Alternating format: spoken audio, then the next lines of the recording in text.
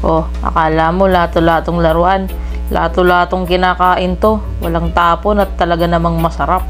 Ang tawag nga pala namin dito ay arosep. Pero sa ibang lugar parang lato yata ang tawag dito. Ito ay isang seaweed. Napakasarap gawing salad nito. Tapos papartneran mo pa ng pritong isda. Lalo ng tilapia. O siya, teka, lutuin na natin to.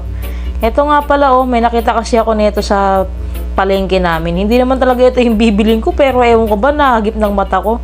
Ayan, nilinisin lang natin siya. Nakikita nyo, unang buhos ko lang ng tubig, napakarumi na. So, tatanggalin lang natin yung mga itim-itim at saka yung parang mga natunaw na part. Tsaka yung parang mga ugat. Tapos, hugasan lang natin to ng hugasan hanggang sa maging malinaw na yung tubig niya kagaya nito. Ayan, kita nyo naman, talagang malinis na. Tapos, nag-iwan na rin nga pala ako ng kamatis dito. Siyempre sa video, isa lang pinakita ko, pero mga ano yata yan, 5. Sakit nga sa bulis eh. Paano ba naman yung mahal ng kamatis? Abay, lalo na tong sibuyas.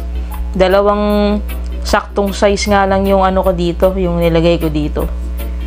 Tapos, siyempre, lagay natin yan muna dyan para kunyari, presentable. Tapos mag-iwan na tayo dito ng kalamansi. Bahala kayo kung gaano karaming kalamansi gusto nyo, basta naaayon sa panlasa nyo. Hiniwa-hiwa ko lang yan ng sabay-sabay. Sabay-sabay? Hindi yata. Tapos ayun, piniga ko lang yan. Parang hindi na ako nahihirapan na magsala-sala mamaya, tuloy-tuloy na. Dahil nakaset na lahat, lagay na natin to dyan sa lato, tapos yung kalamansi. Abay, nakalimutan ko pa nga na gupitin to kasi nga dahil kumpul-kumpul masyado.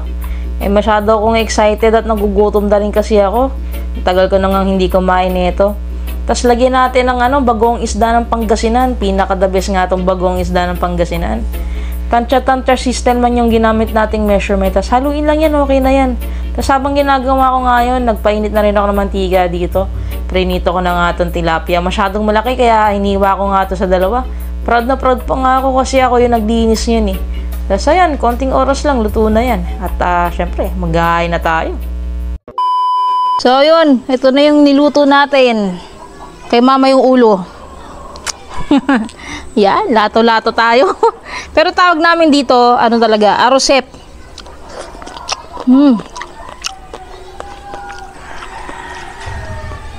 Kahit ito lang ulam na eh. Ano yan, seaweeds?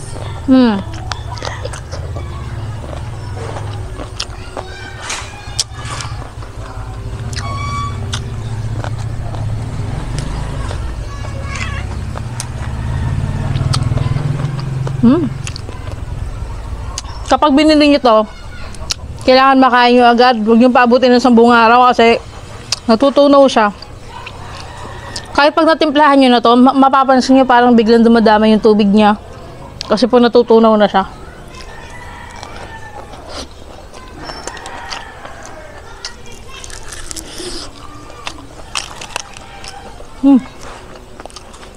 Ang laki ng tilapia kaya hiniwa ko sa gitna. Ito na si Prince na walang malay. Dito ako kumain sa may... Ano ba yan? Bumaing? Doon nga. Dito ako sa may palmera.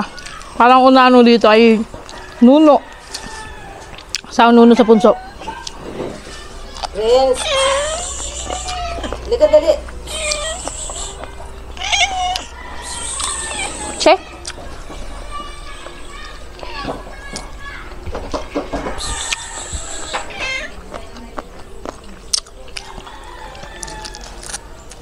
May part ng hirap ngayon, no?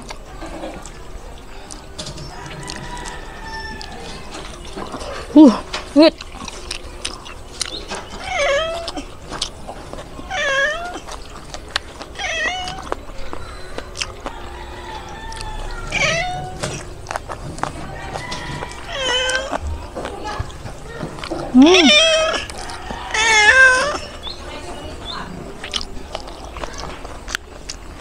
Di pwede.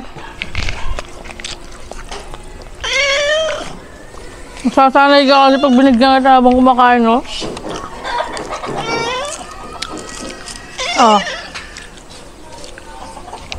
Uy, yung mic ko. Guloy. Ngit. Sarap bagong luto.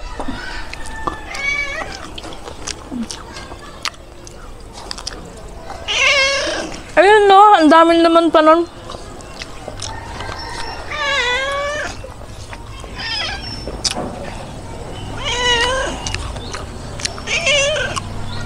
Ay!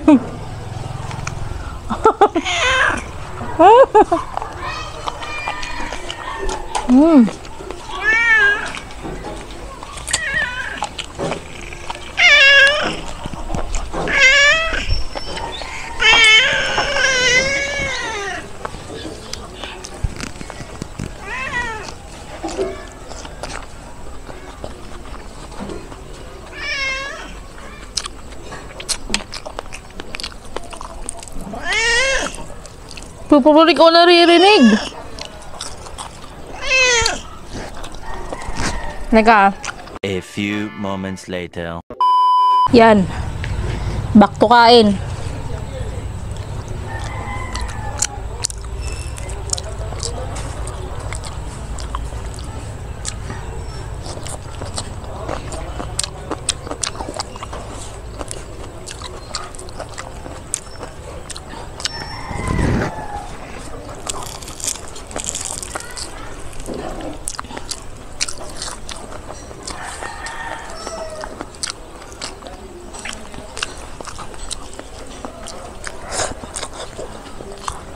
Ngam nyo. Napakahirap pala maglinis ng isda, no?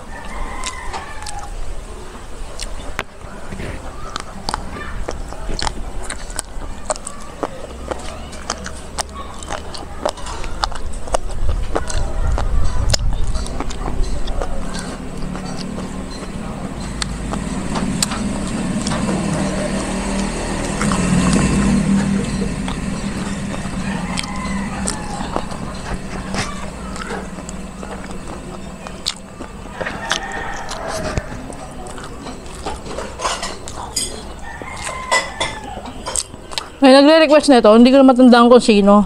Ngayon lang kasi ako uli nakakita ng ganito sa palengke. Mabilis kasi ito maubos pag meron.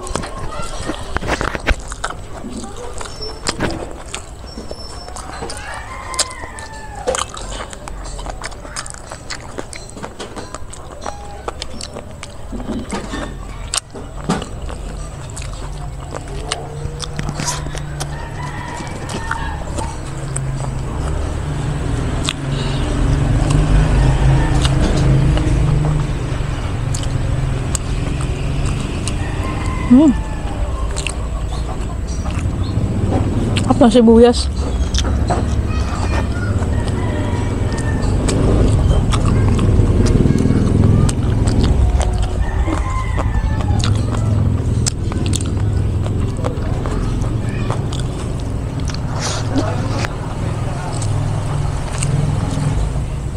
Sakto. Mura yung kalamansi ngayon. Hindi kasi masarap pag konti ng kalamansi nito.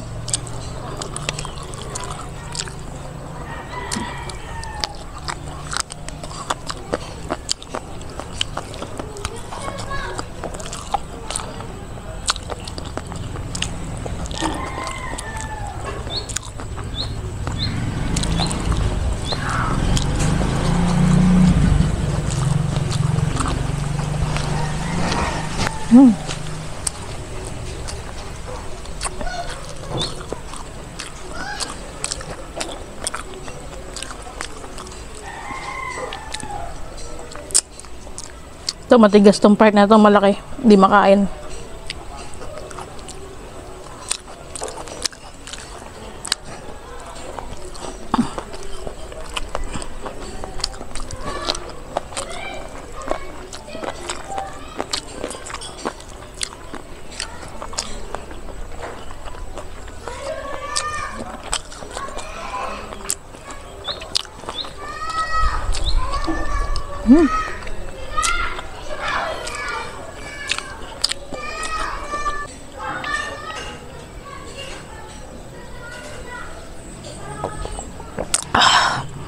Wow.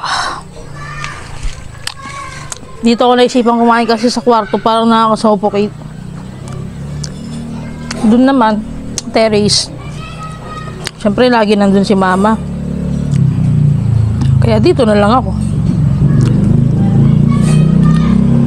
Sa mga na-curious kung ano lasa na ito, para siyang ano, Pag kinain mo, nagpapap yan, no? Ayan, no? Yung mga butil-butil na yan. Meron siyang parang tubig sa loob. Tapos, chewy siya, chewy.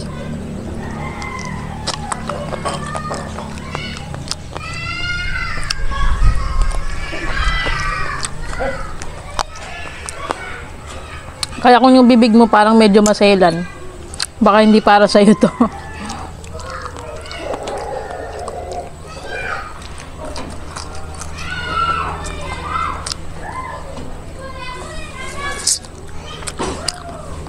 Yan, the best yung partner dito.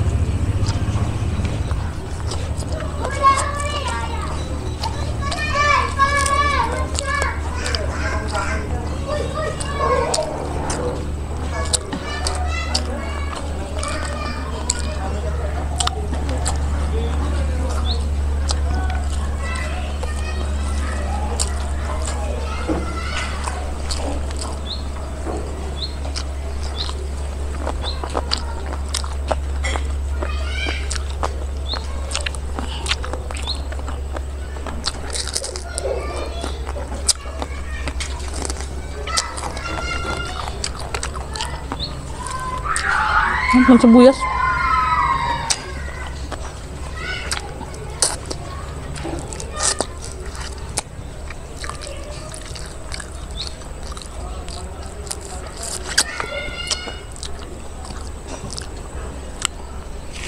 Sog.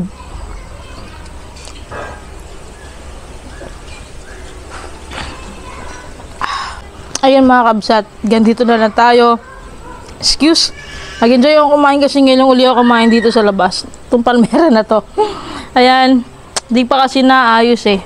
Balak pang gupitin. Ang tawag doon? Basta gugupitin yan.